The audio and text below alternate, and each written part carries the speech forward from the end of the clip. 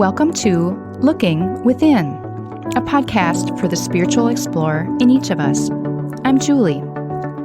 I love to explore the inner life using contemplative practices, and I love to help others to do the same.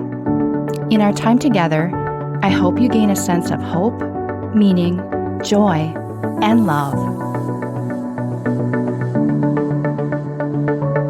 As a Christian spiritual explorer, I hope to offer some thoughts to help you see God's presence and activity in ever-expanding ways. As you listen, ponder, and experience the divine, feel free to use the spiritual perspective you are most comfortable with in our practice today. Now, let's begin.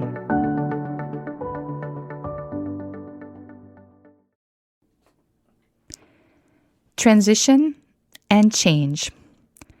Two words that can bring anxiety and fear into our hearts and minds. Some have wisely observed that all of life is transition, affecting us at any age and touching our relationships, jobs, our bodies, and the places we find ourselves living. On the one hand, sometimes we welcome some freshness and some new challenges in our life. But mostly, I suspect, especially as we move further along our life's journey, we prefer that things remain relatively constant, comfortable, and predictable. Last time we began a multi-part series centered around transition and used the transition curve to help us with this discussion.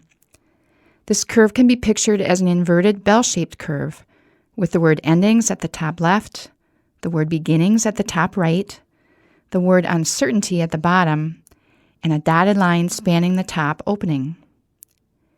If we function above this dotted line in a transition, then we're dealing with that transition in a very superficial, just the facts, ma'am, kind of way. If we can drop below this line, we're actually able to touch and work with our thoughts, feelings, hopes, and dreams affected by that particular transition. That's the full transition curve, with each part coming together to help us better navigate the outer and inner journey of life within transition. The transition curve can help us reveal the inner work that mirrors outer experience.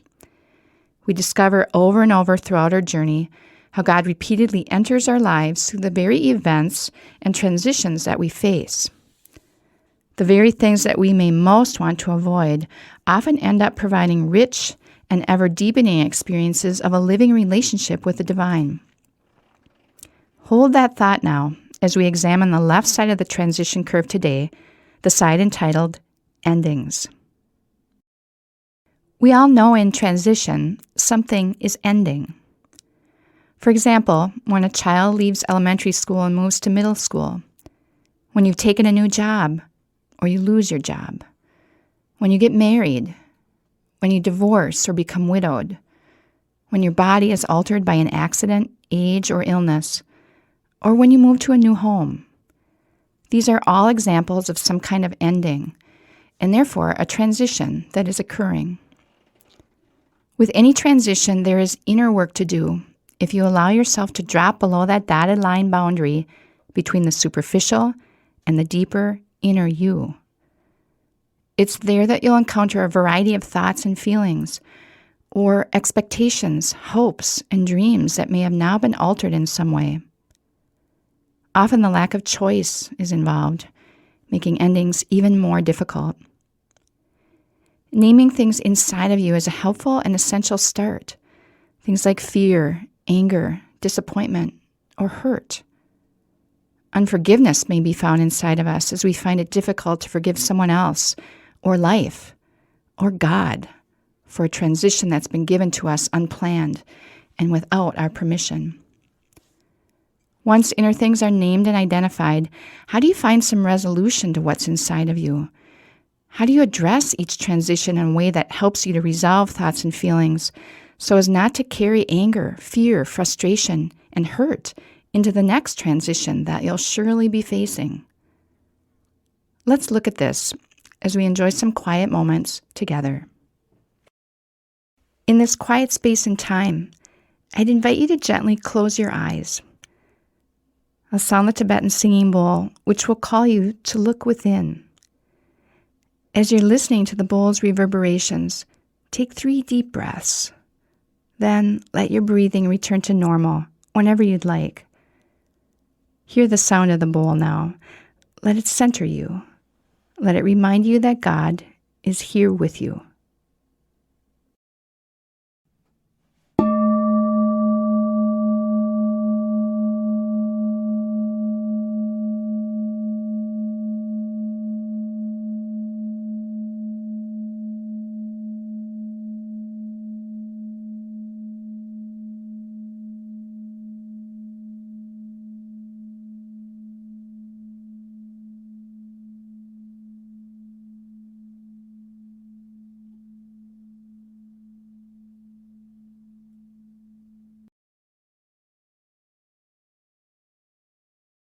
Think of a transition from the present or the past that you're currently working through.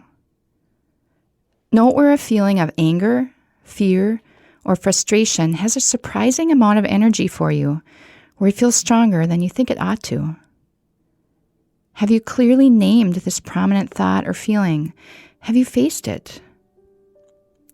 Feel the importance of processing and addressing your feelings so they don't keep accumulating and traveling with you into the next transition that will inevitably come.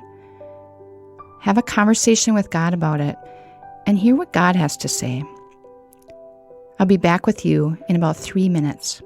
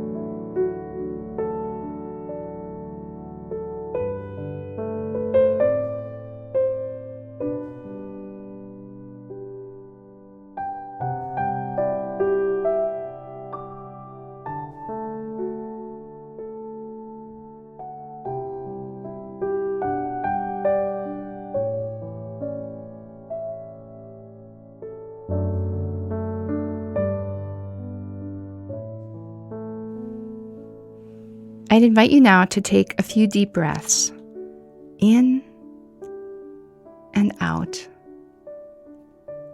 in and out. Let these breaths fill you with strength and energy. Hear me sound the Tibetan singing bowl, and as the sound of the bowl reverberates and slowly dies away, you can gently open your eyes, remaining still for a moment longer.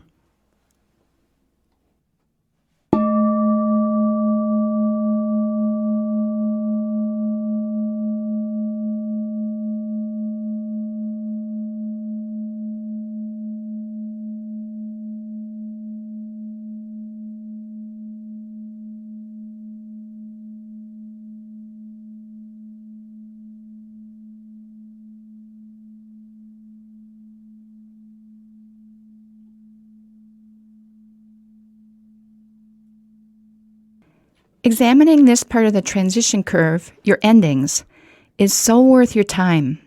And it truly does take time and multiple conversations with others, and especially with God, to name and process what's inside of you as a result of endings, those tougher endings that we face.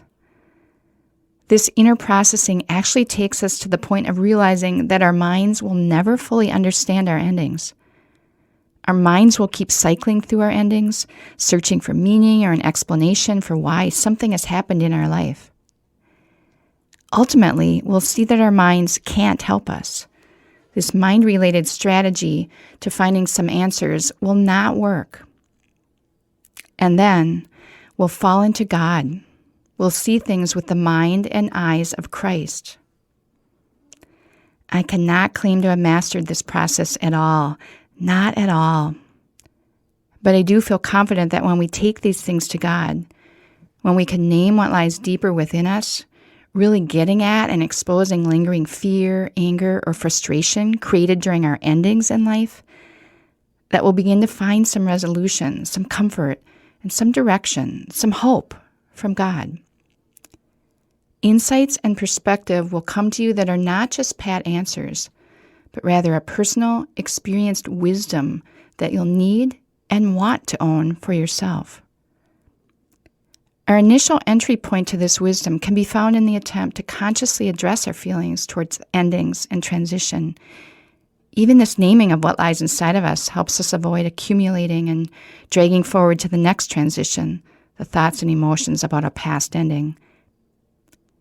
I believe with all my heart that God is very close by, closer than our breath, wanting to help, comfort, encourage, and strengthen us in all of the endings and transitions of life, wanting to help us live lives that are freed of our limited mind and understanding, and instead full of the life, love, compassion, and flow of Christ.